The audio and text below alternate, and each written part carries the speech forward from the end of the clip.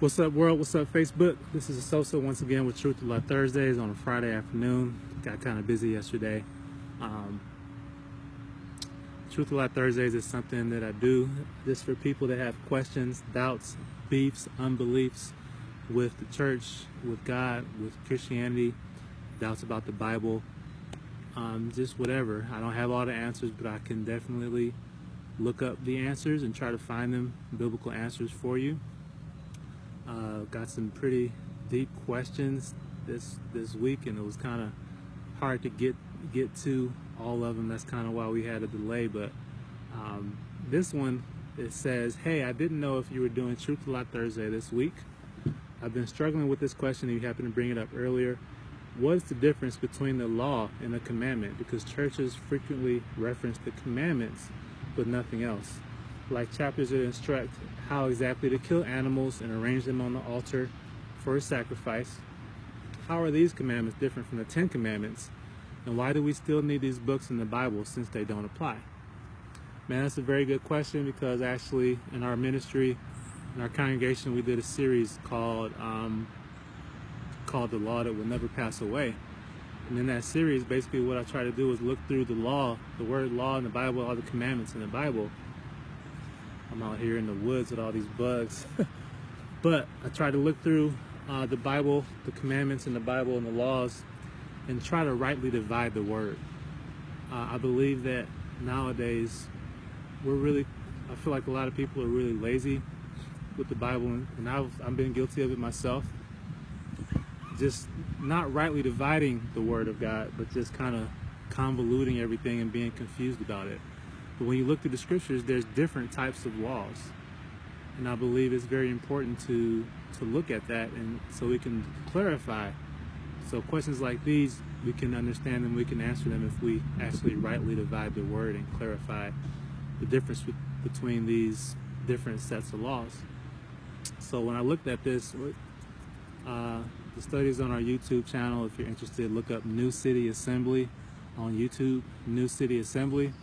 The series is on there. It's a lot longer than this 5-minute video, but just break it down really quick. There was the law of love. It was revealed by the Son of God. The 10 Commandments, the moral law, which was revealed by God's actual finger.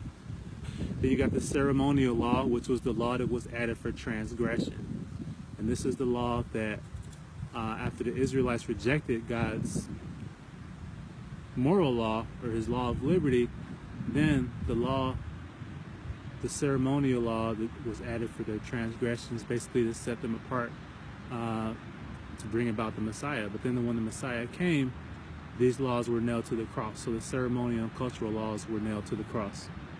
And then you've got within, all over the Bible and within the law, you've got the wisdom law, which things like creation, seed time and harvest, gravity, scientific things, physics, financial things. These are just natural laws that God created as a designer, as an engineer of the earth. He designed certain things, and these are laws that are in the design of the earth.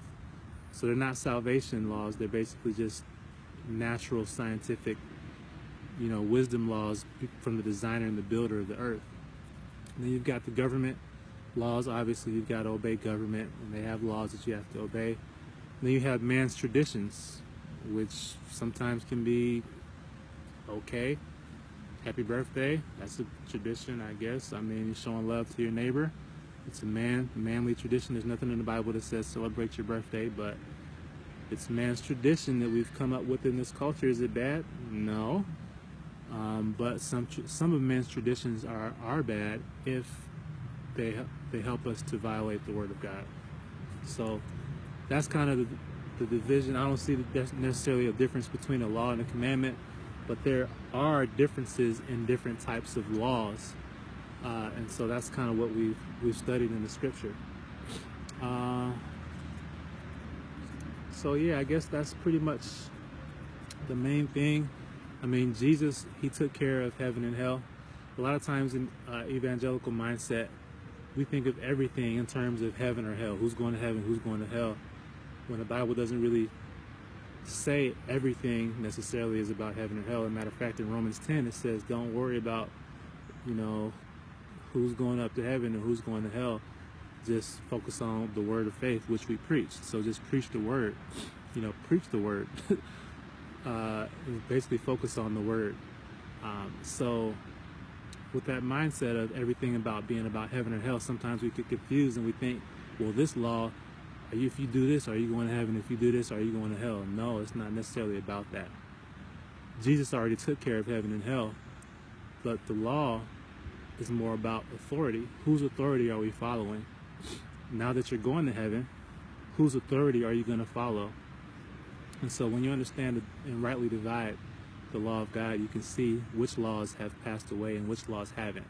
And God is still in authority, and his law is still in effect. Certain laws have been nailed to the cross. Certain laws are man's traditions, but certain laws represent God's authority, and they'll never pass away. So that's that.